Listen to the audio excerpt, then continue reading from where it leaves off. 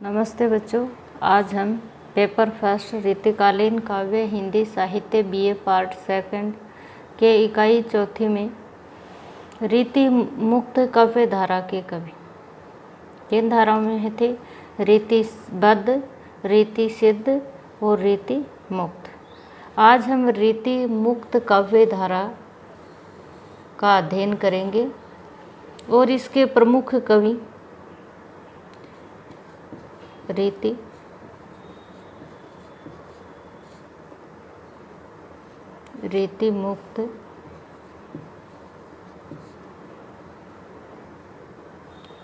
मुक्त काव्य धारा के प्रमुख कवि घनानंद,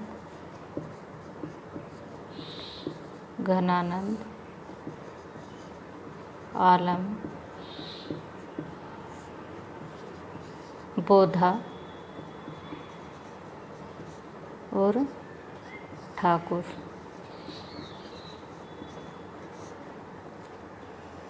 ये इनके प्रसिद्ध कवि हैं। अब हम अध्ययन करेंगे रीति मुक्त काव्य धारा कहते किसे हैं। जैसा कि नाम से ही स्पष्ट है, रीति से मुक्त होकर काव्य रचना की।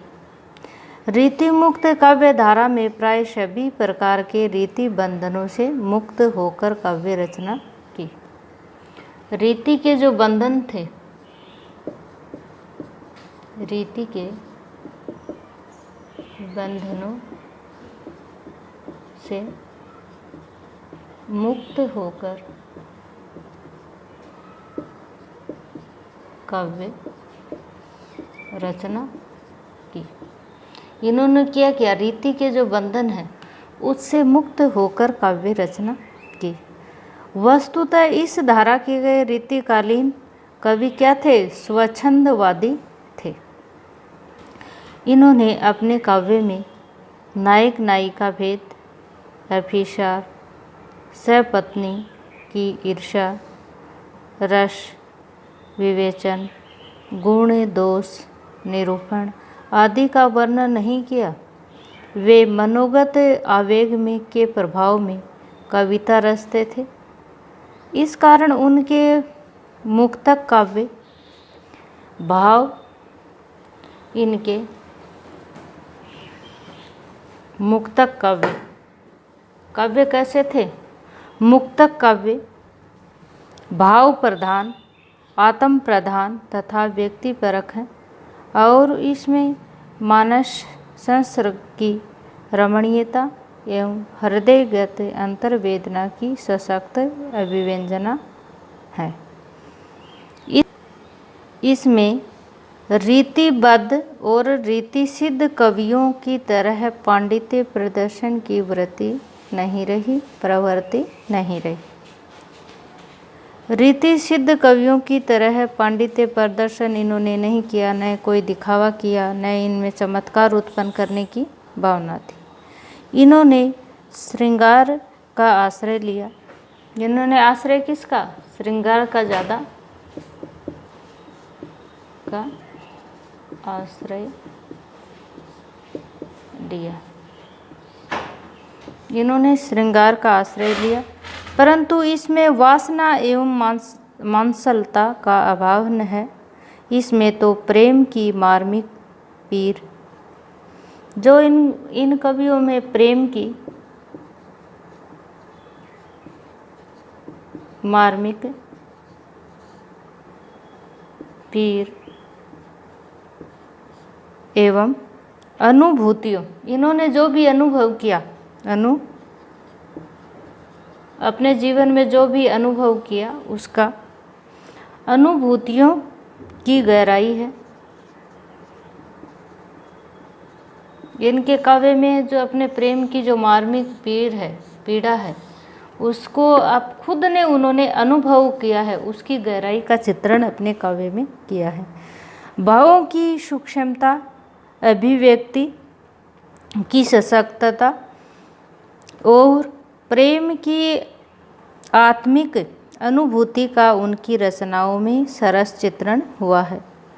अब है रीति मुक्त काव्य धारा के रीति मुक्त काव्य धारा के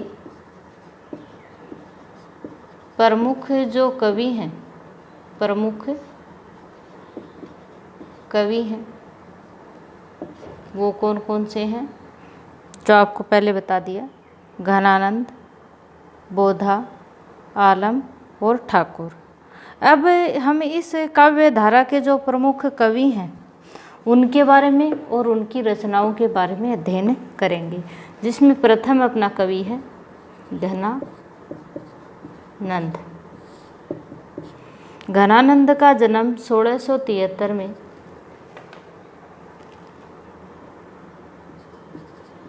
ईस्वी में तथा देहावसान 1760 ईस्वी में हुआ।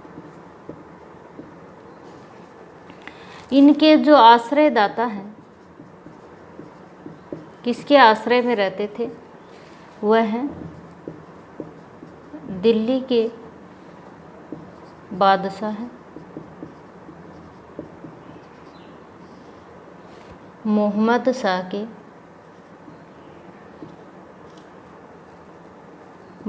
शाह रंगीले के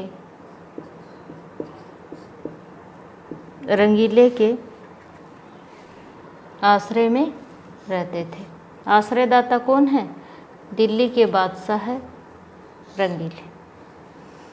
ये वहाँ घनानंद है, वो उनके दरबार में मीर मुंशी का कार्य करते थे, मीर मुंशी थे।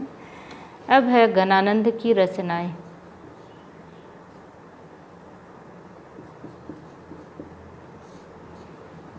पहली है सुजान,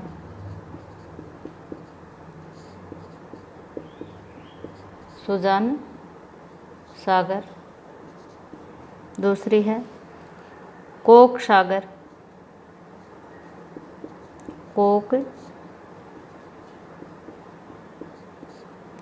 या लोक सागर, एक ही रचना है। विरह लीला,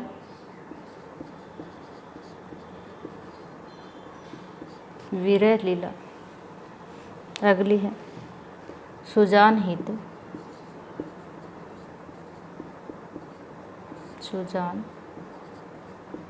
हित। प्रेम पहेली,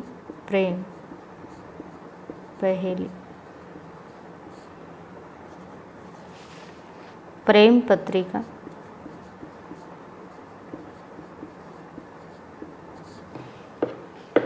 इश्क लता, अगली है इश्क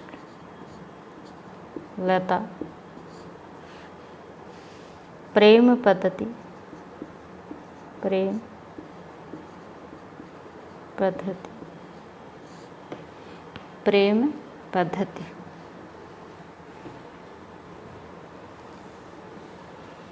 इन्हें रीति मुक्त काव्य धारा के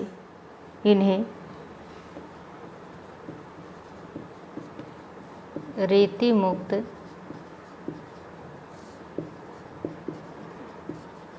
काव्य धारा के प्रवर्तक कवि माने जाते हैं।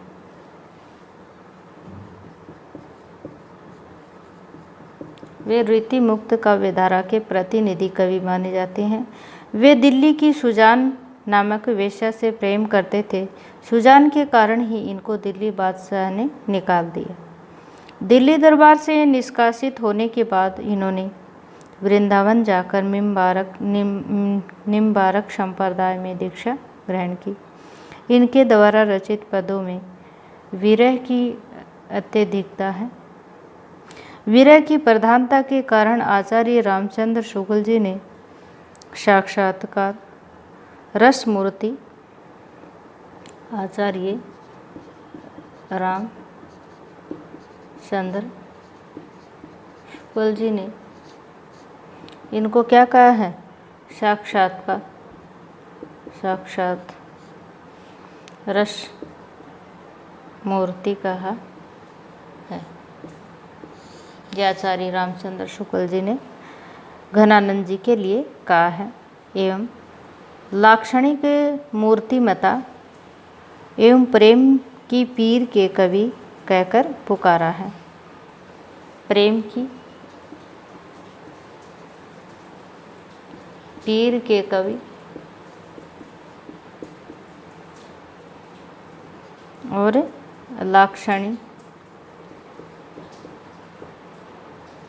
लाक्षणिक मूर्तिमता, लाक्षणिक मूर्तिमता कहकर पुकारा है। रामधारी सिंह दिनकर जी ने इनको वीरय की प्रशंसा करते हुए कहते हैं, वीरय तो गणानंद की पूंजी ठहरा। ये कथन किसने कहा? वीरय है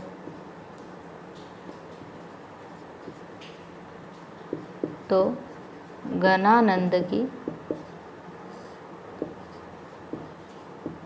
पूंजी ठहरा। ये कोटेशन है हजारी प्रसाद द्विवेदी जी का। घनानंद के लिए कहा है, वीरय तो घनानंद की पूंजी ठहरा। अब इनका सुजान अर्थ है वह दो अर्थ में ग्रहण किया जाता है। एक तो सुजान वेश्या के लिए और एक श्री कृष्ण भगवान के लिए सुजान शब्द का प्रयोग आया है। अब है ठाकुर कवि। अगला कवि है ठाकुर।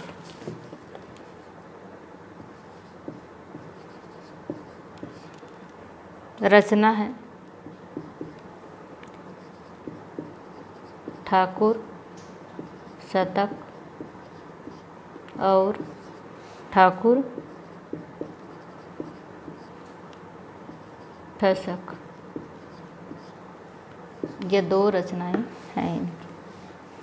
अगले कवि हैं बोधा। इनकी रचनाएं हैं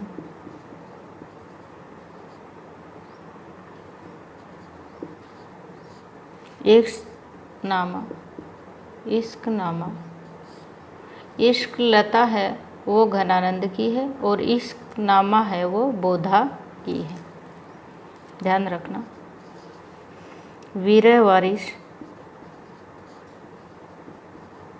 वारिश ये दो इनकी रचनाएं हैं। बोधा का मूल नाम है वो बुद्धसेन था। ये हिंदी साहित्य में बेधड़क और निसंकोच होकर अपनी बात को कहने वाले कवि माने जाते हैं। अगले हैं अपने कवि आलम। इनकी रचना है आलम केली। इनकी रचना है आलम केली। आज हमने रीति काव्य धारा के बारे में अध्ययन किया है और उनके कवियों के बारे में अध्ययन किया है।